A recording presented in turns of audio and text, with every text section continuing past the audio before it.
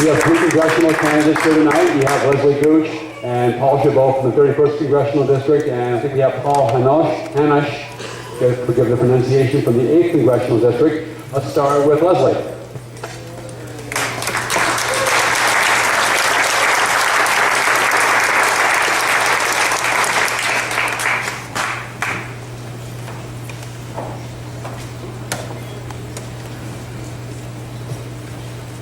Thank you, everyone. It's such a pleasure to be here again and see you all tonight.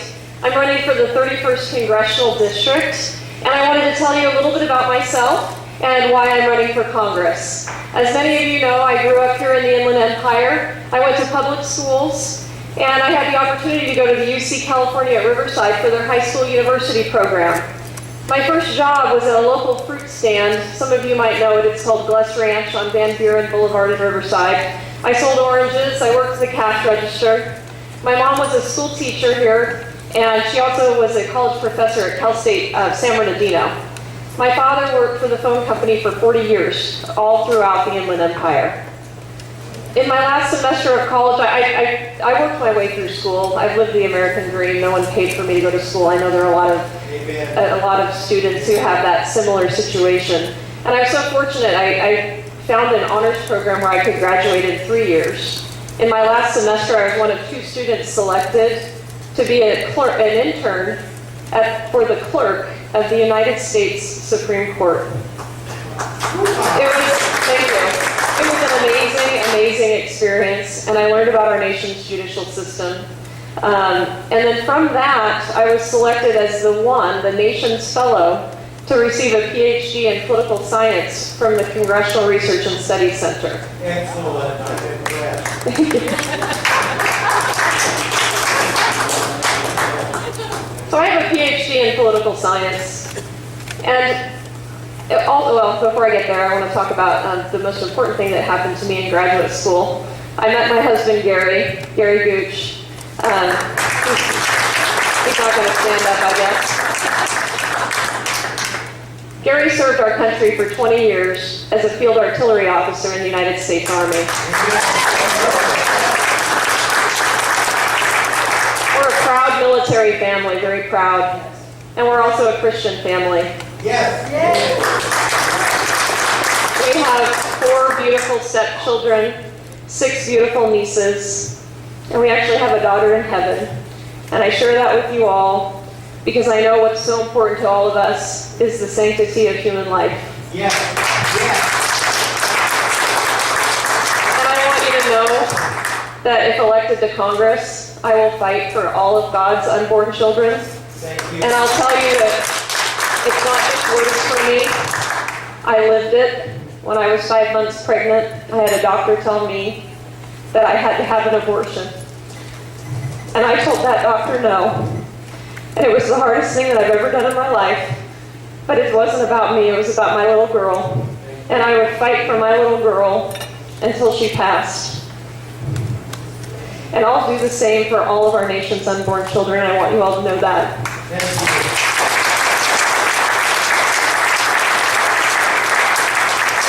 It's a solemn duty that we have, and I've lived it, and I will continue to fight for it. It's not just words for me. So I was able to use my skills and my talents and my PhD in political science to advocate for the people of the Inland Empire. For more than a decade, I've had the honor of working on behalf of Inland Empire families, and we've fought for economic growth, we fought for stabilizing the housing market. There are so many things that we need to fight hard for. And I'll tell you, when I was growing up, my parents used to say to me, succeeding in life comes down to if you're determined and you work hard every single day, you can succeed. That's right. And that's the American dream. And I lived the American dream. The problem today is that Washington is killing the American dream. Yeah. You're right. And that's what we need to fight in Washington. Americans are so tired of waiting for things to get better. Yep. We were asked today to speak about how do we unleash liberty and prosperity. Well, I'll tell you, it's time to get government out of the way of our small businesses. Government needs to get out of the way of our entrepreneurs and our innovators so they can finally create the jobs that we need to support our families. We need to throw out the tax code and start from scratch.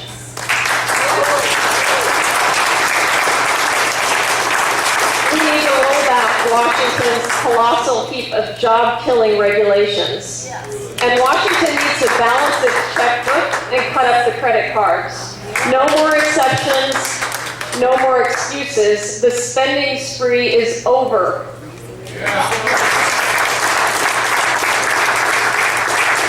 We need a stronger economy, safer neighborhoods, and we need an education system that makes us competitive in the global marketplace.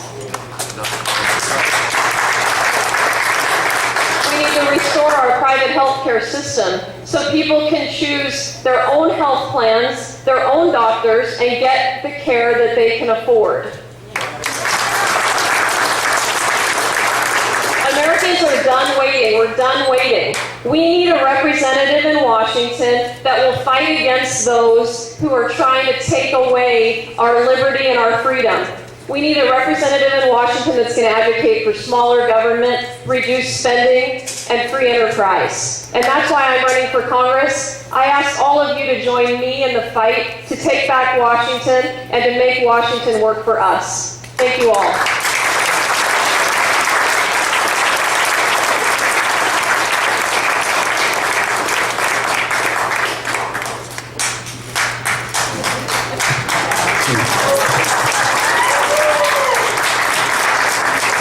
Paul Chabot, come on down.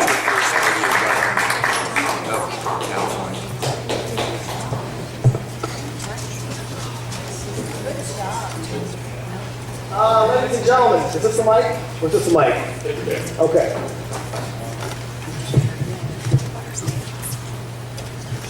It's great to be with you all. I thought I was going to be a little bit late. We're out walking precincts nonstop. Look, God bless everybody. I'd like to thank my opponent for that touching speech. Very important for us all to understand the sanctity of life and why we're here. One team, one fight, one mission. And if you look across the 31st District right now, the Democrats supposedly got a 5-point lead. We're not going to let them take this seat, ladies and gentlemen.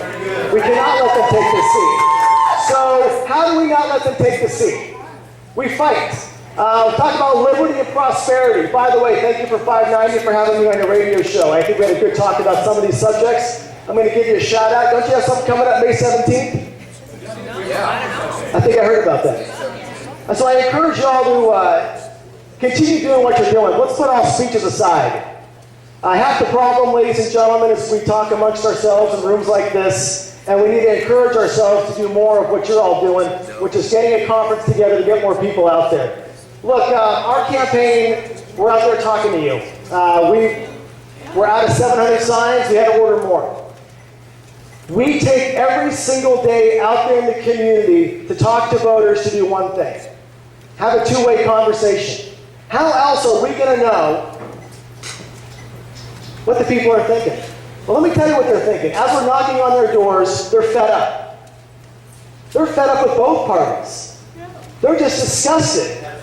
They're like, throw the bums out. Yeah. I've never seen such hostility since maybe 2010 when we threw the bums out.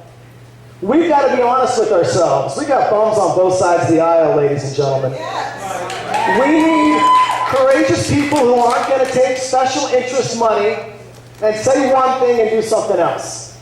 My lifetime is of service to this country, and I'm a fighter. And I really could care less what the opposition says. And I'm also not too concerned with today.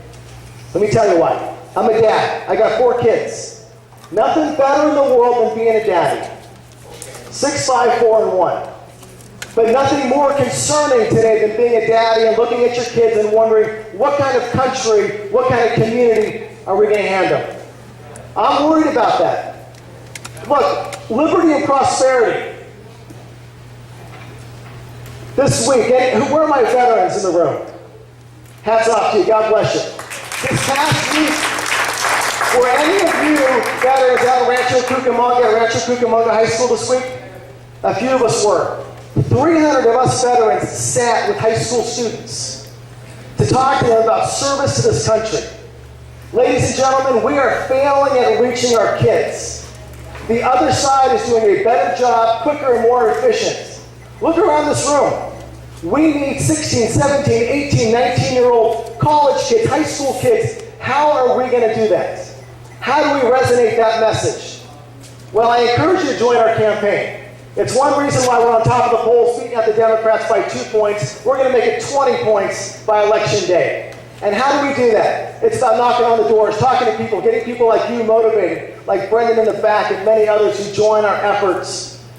We cannot discount how important it is to meet the voters. We cannot just hammer their mailboxes with mail and have a one-way conversation. The message is clear. The voters are fed up.